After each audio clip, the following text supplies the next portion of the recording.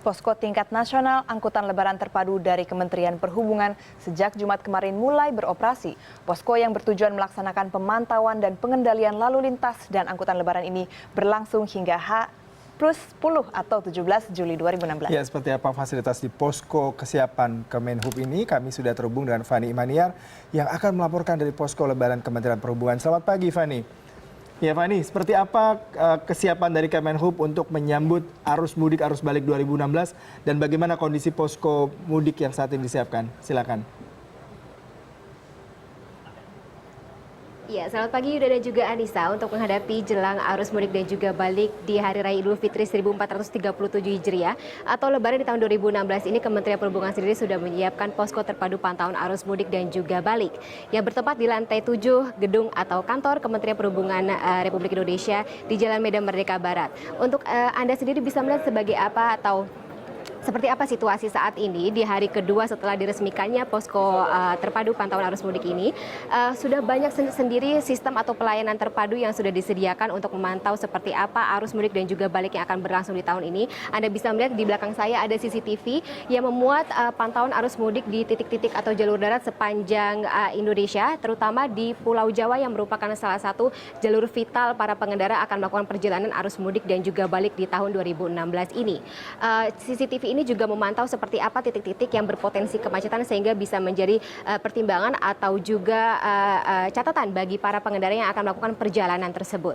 Dan kemudian dari CCTV ini kita beralih di Subposko Kementerian Perhubungan Direktorat Jenderal Perhubungan Laut yang memantau pantauan arus mudik dan juga balik dari jalur laut, di mana direktorat ini akan bekerjasama dengan beberapa pihak terkait yang memantau atau juga seperti in charge dalam arus mudik dari jalur laut sepanjang arus mudik dan juga balik di tahun 2016 ini.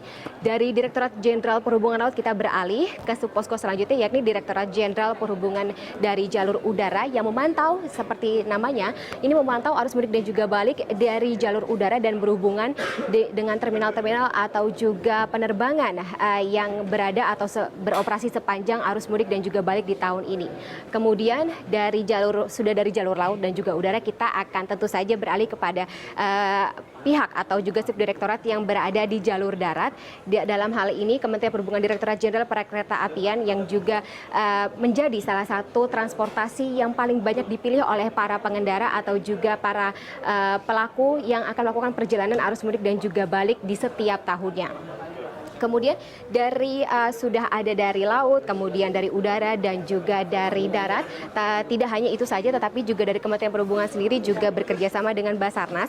Dikarenakan seperti yang kita tahu, ini Basarnas berfungsi untuk memantau titik-titik yang juga berpotensi menimbulkan atau titik-titik berpotensi yang mana ditakutkan akan terjadinya bencana di sekitar atau sepanjang jalur-jalur titik para pengendara ini akan melakukan perjalanan tersebut. Yuda dan juga Anissa. Iya, Fani, nampaknya cukup lengkap juga dan juga canggih ya Yuda ya. Berapa personel yang terlibat dalam pengoperasian posko ini, Fani? Ya, dari H-12 atau sekitar tanggal 24 Juni 2016 sampai nantinya H+10 tanggal 17 Juli 2016, personel dari Kemenhub sendiri yang diturunkan untuk memantau alur dari arus mudik dan juga balik ini ada sekitar 60 sampai dengan 70 personel dan tidak ada pergantian atau juga penambahan personel saat diperkirakan akan menuju puncak dari arus mudik dan juga balik, karena dikarenakan dari sekitar 60 sampai dengan paling banyak 70 personel ini sudah diperkirakan akan mencakup atau juga mencukupi dari segala kinerja yang akan dilakukan oleh Kementerian Perhubungan ini sendiri. Yuda dan juga Anissa. Terima kasih Fani Imaniar untuk informasi Anda. Selamat bertugas kembali.